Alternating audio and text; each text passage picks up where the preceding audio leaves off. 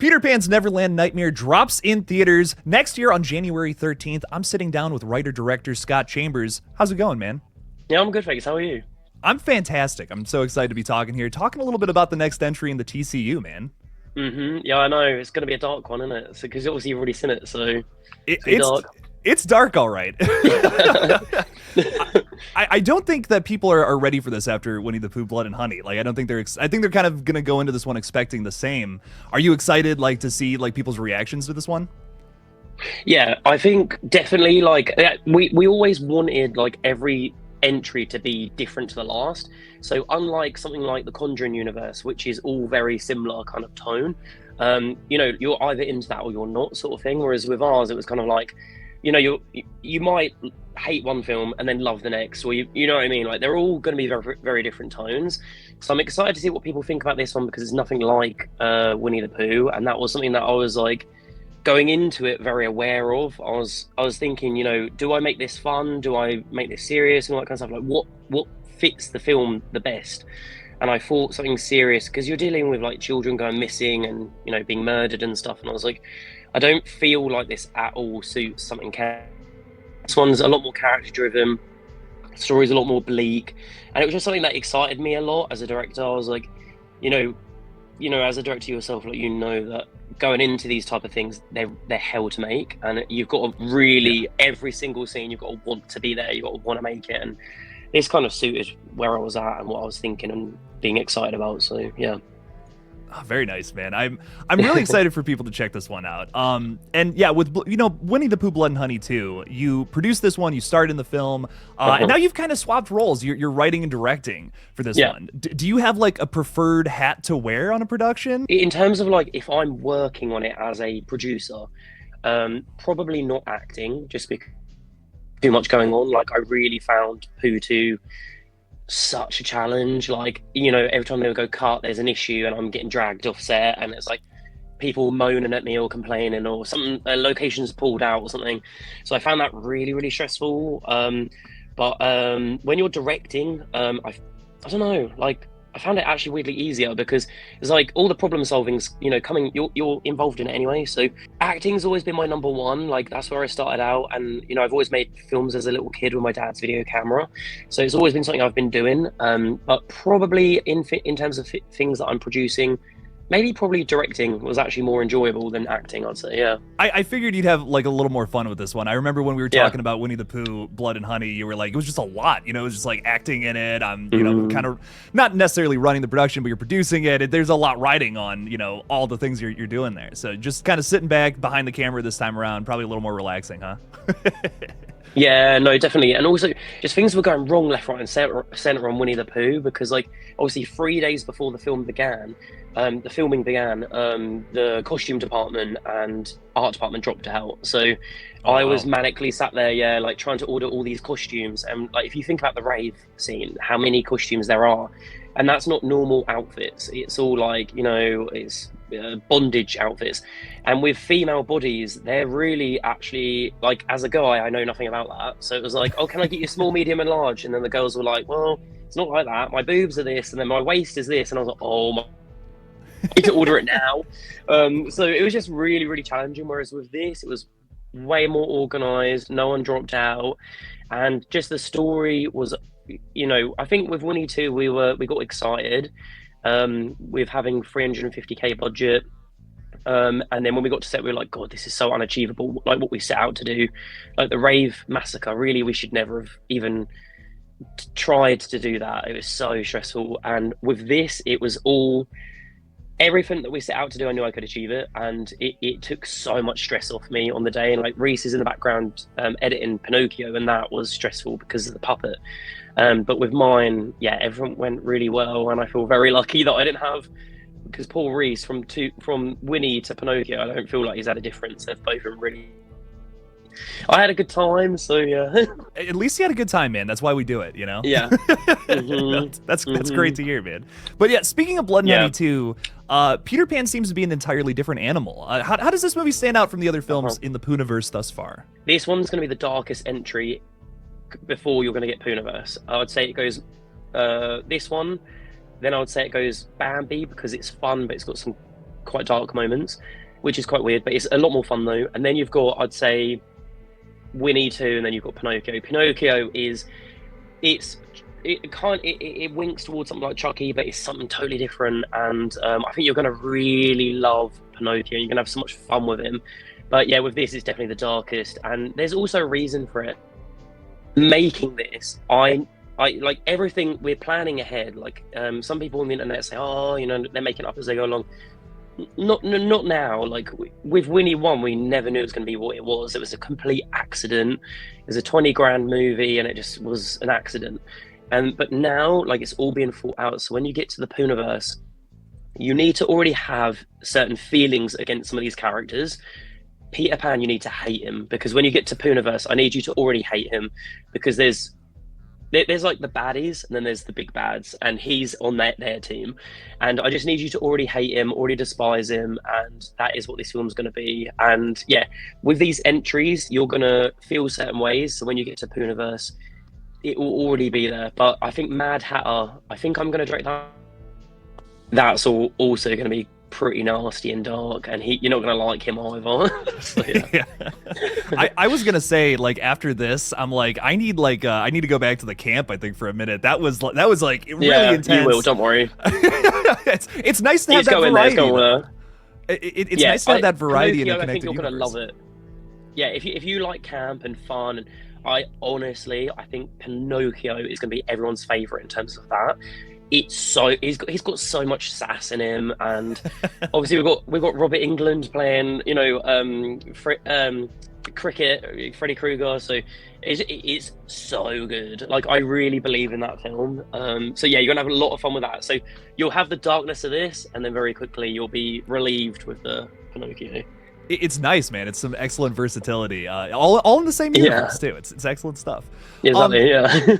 So speaking of which, what is your biggest influence when it comes to Peter Pan in terms of like other horror movies? Again, like, me and Reese have different styles. I love dark stuff. Like, I don't like the campy stuff as much as Reese, so he will always opt towards those films, and I'll always opt towards the ones that are a bit darker.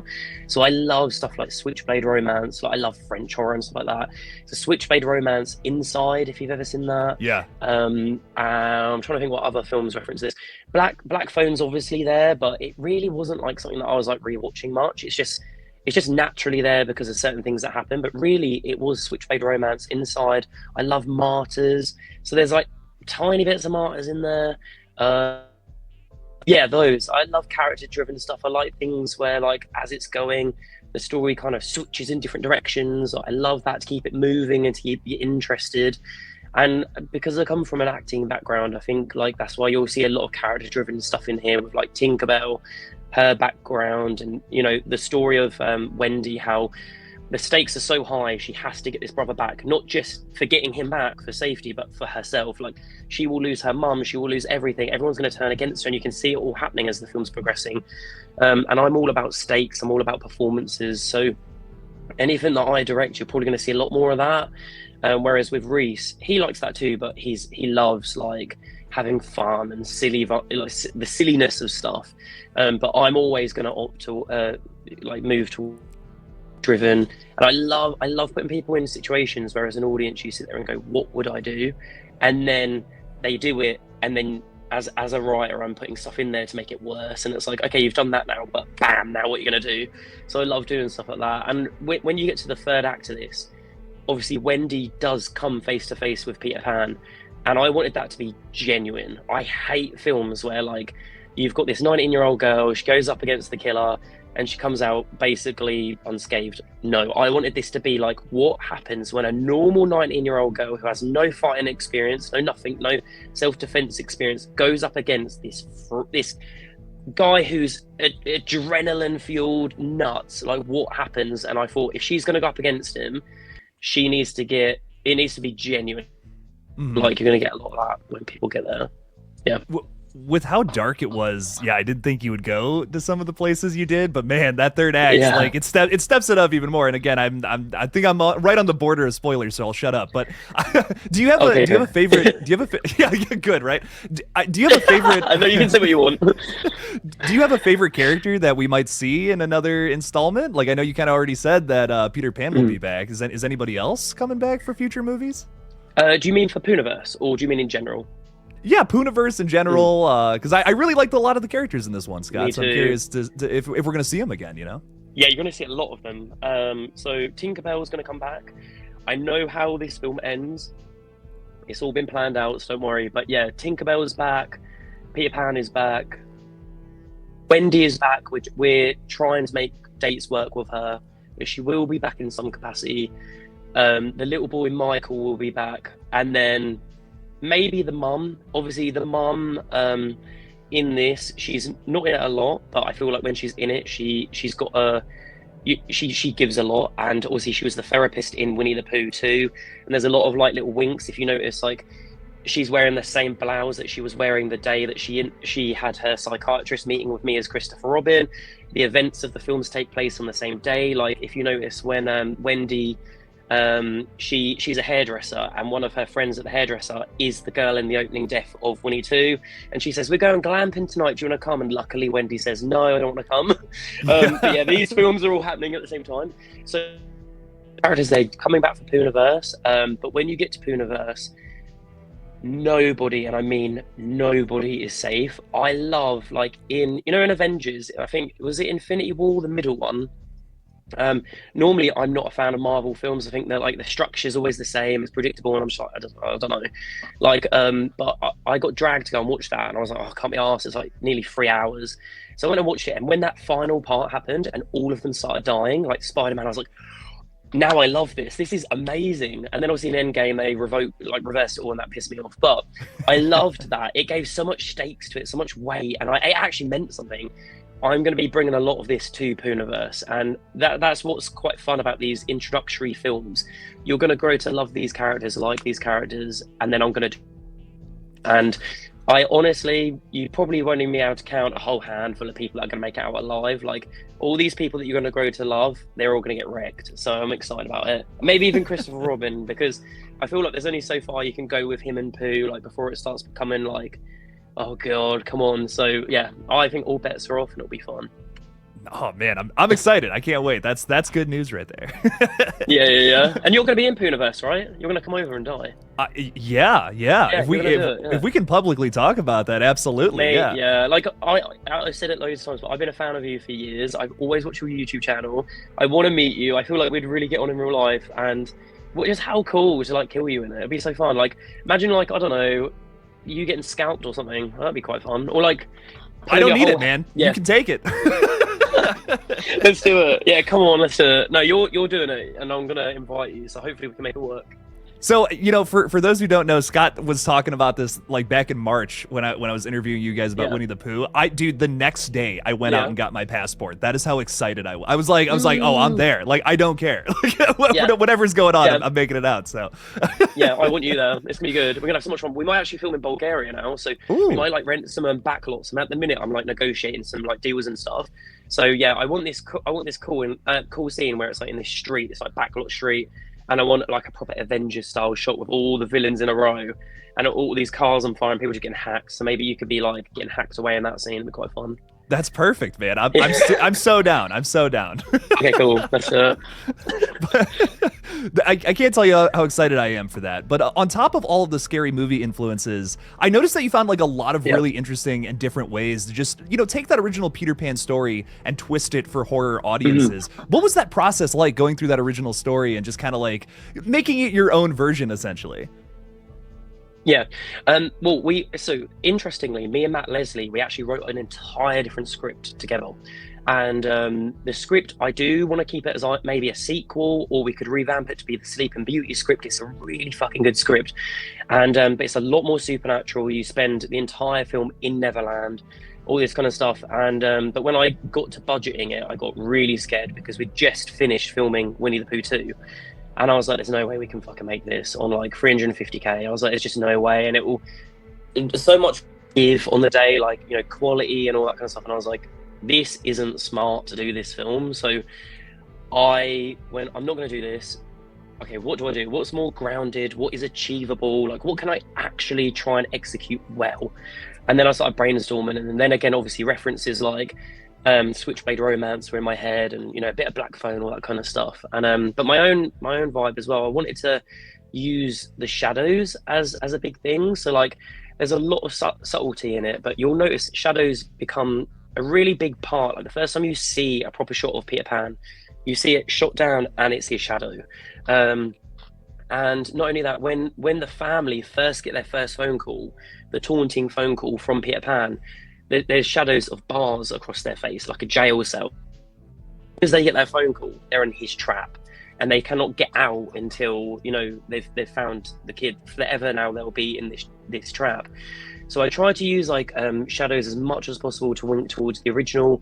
The Hook character is in there, but I wanted to flip things on its head because, again, I don't want to give people what they're used to. So I was like, what can we change and what can we do? So I wanted to flip as much on its head as possible. And obviously kids going to Neverland, I wanted to bring that into full effect. But what is Neverland and what does it mean to Peter Pan? And I didn't want it to be like, I don't like those films where you have big monologues where it explains everything. I know I've done it in my past, but in this, I wanted to really make a point of like not doing that. So I was like, you do, maybe you have to watch it.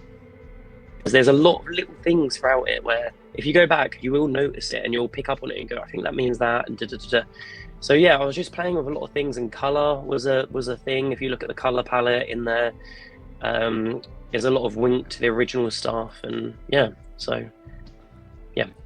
I really liked how ominous how you treated Neverland as a concept. You know what I mean? There's a lot of different ways you can interpret that, and I don't know. To me, it's like that lends itself to so much more in the future, which I think is coming back. You know, is my little theories in my brain here. At least that's what they're telling me. But no, yeah, you're definitely on the right path. Like that ending, how it ends, it's not an annoying ending. So I don't want people watching this to be like, oh god, it's gonna be one of the endings where it makes no sense.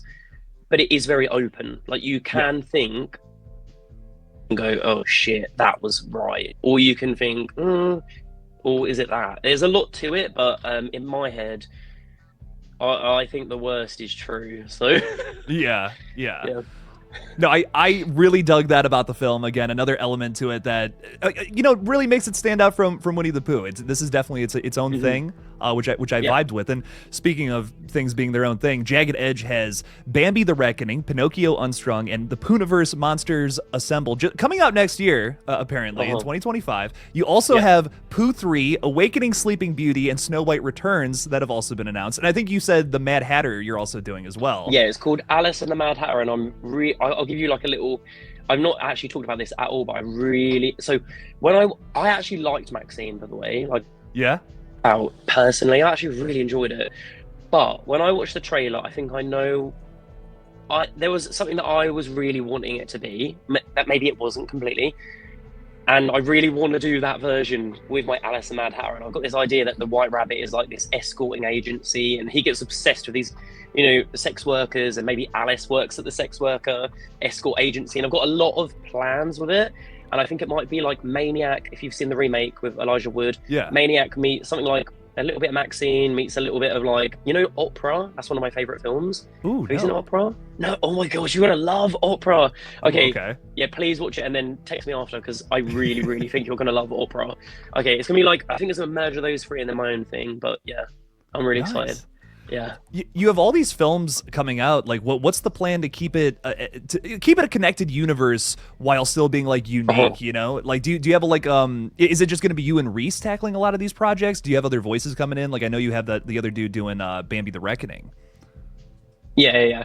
No, I definitely think other voices. Like, I don't want me and Reese to do something that we're not, again, like really excited about. Like these films, we're very, very, very lucky to have an audience for these, and we're very I'm aware I am so lucky to be having a film go to the cinema that was still made on like fuck all money, so I don't want to just do something for the sake of doing it and then people end up with a crap result. So I definitely won't, me and Reese won't be doing the ones where we're not like, our heart isn't like this suits us or our creative vision or something.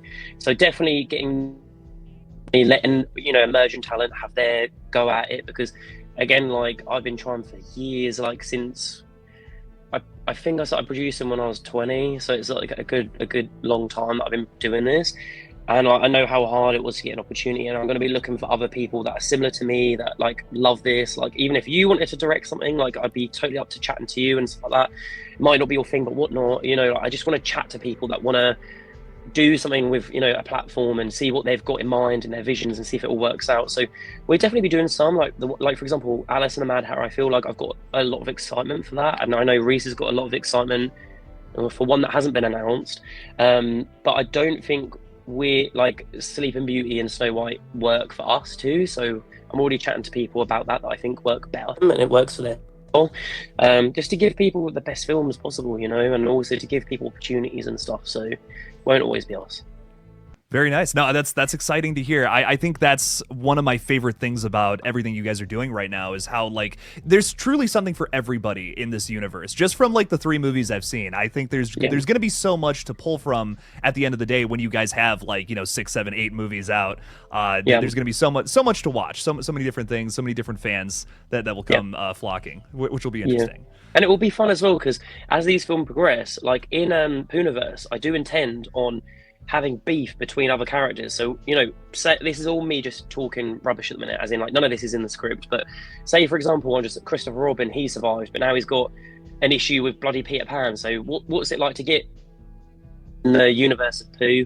What would it be like to see him go up, you know, in a film with Peter Pan or someone else, Wendy? What if it's fun to see her in a Pooh movie or Tigger's after her?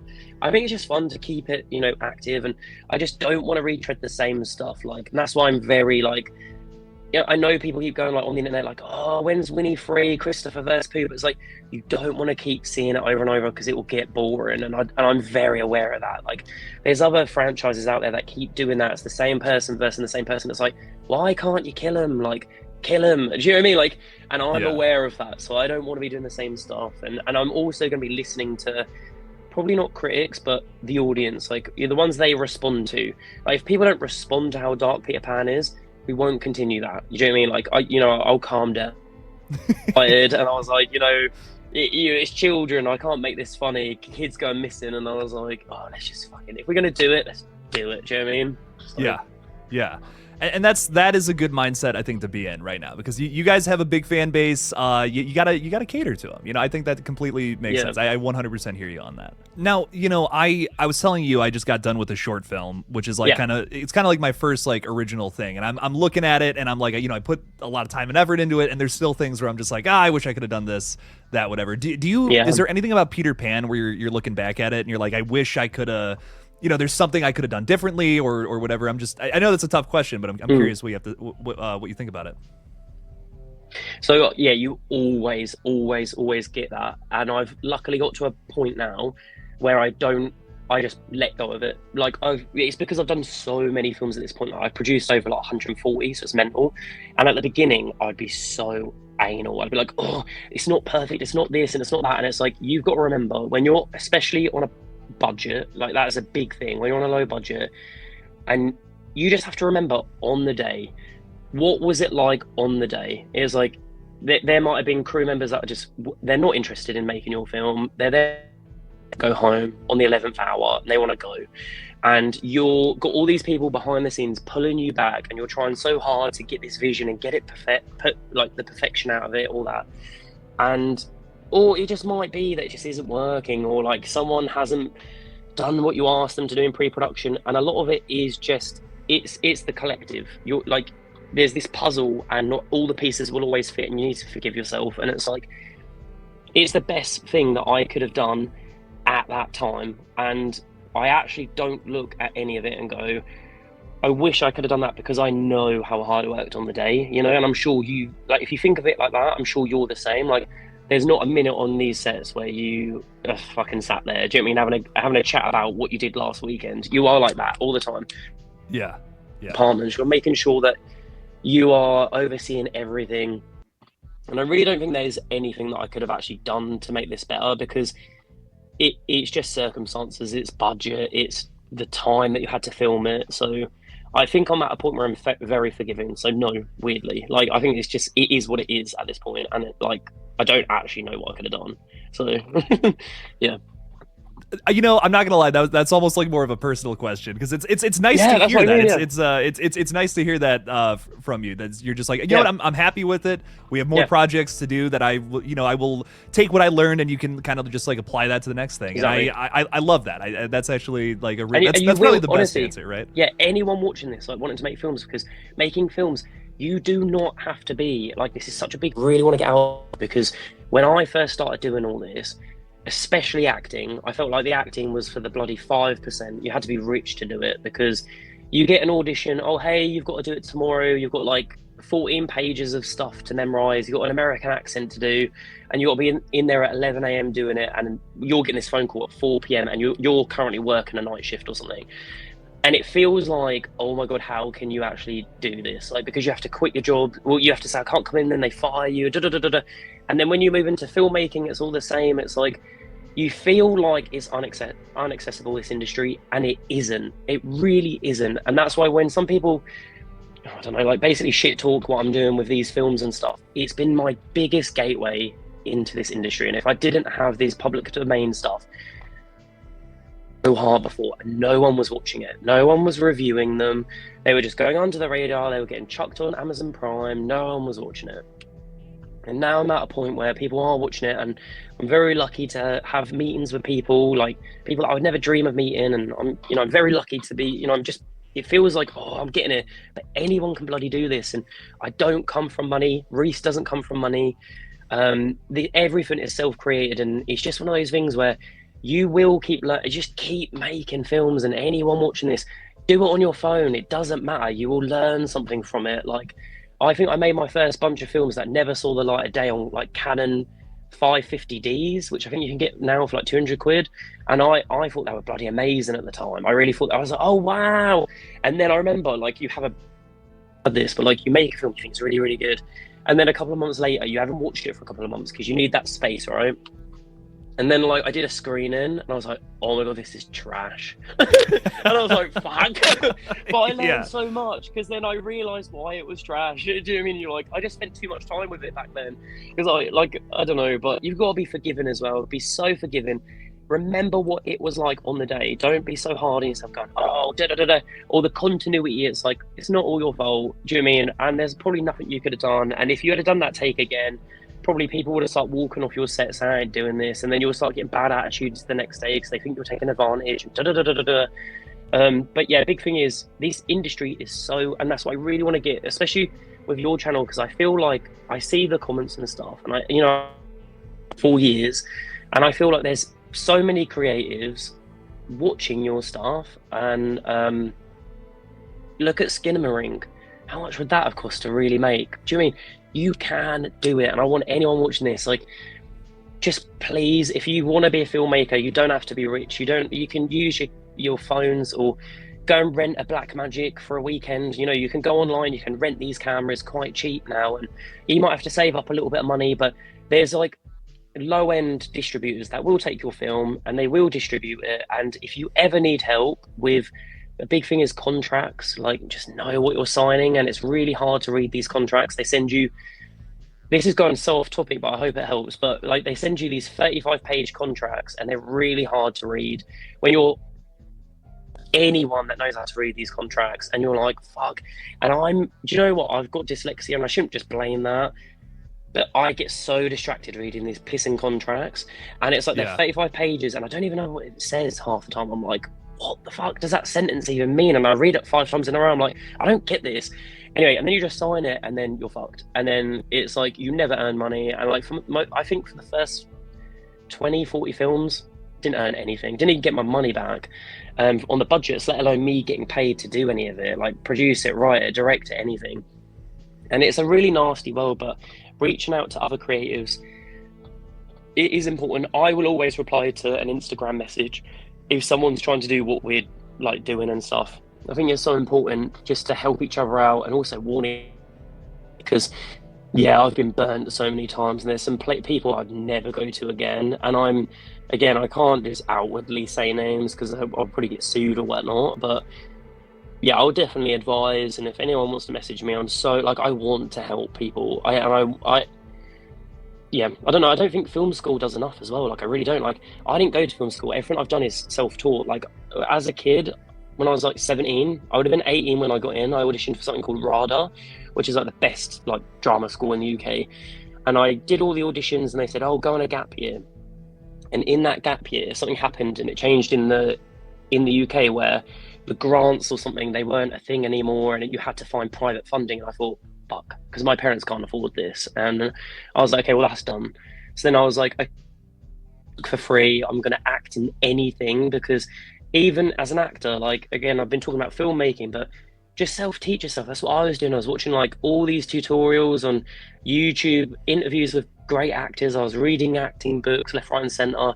And there's so many methods, and it can get confusing. But if you go and work for free in these short films and stuff, you can try these methods out and see what works for you. You don't have to go to a drama school and pay thousands and thousands. You know, it's easier, but you don't have to do it. And yeah, it's such an accessible industry. Like, anyone can get an agent tomorrow, an acting agent. So easy.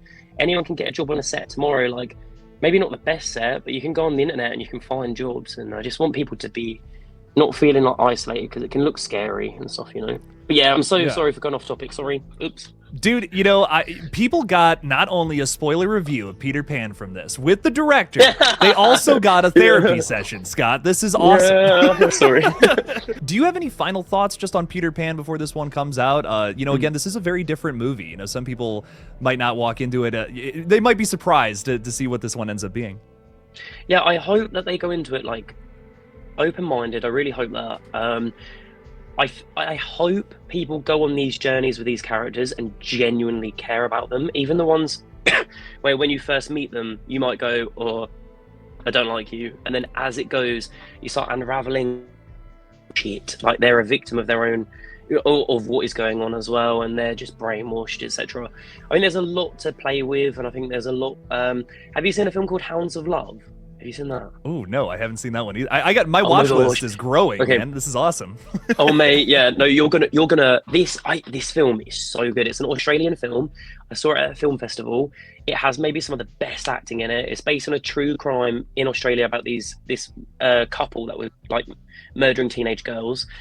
It's incredible. Like, and I actually, do you know what? That's maybe the biggest reference for this film, because there's a lot of brainwashing going on there between the couple who are doing this. And I just hope that people get what I got from that, like a non-stop, you know, I don't feel like it's boring at any point. It's action-packed times, but it doesn't overstay its welcome with the gore. It's like, you see it, but then it relieves you of it, hopefully quick enough, where it still makes an impact, but, you know, it's not you're watching it going, "Oh fuck, stop," do you know what I mean? But yeah, just hopefully you're on this journey of these characters, and hopefully you enjoy the outcome, and yeah, hopefully that, yeah.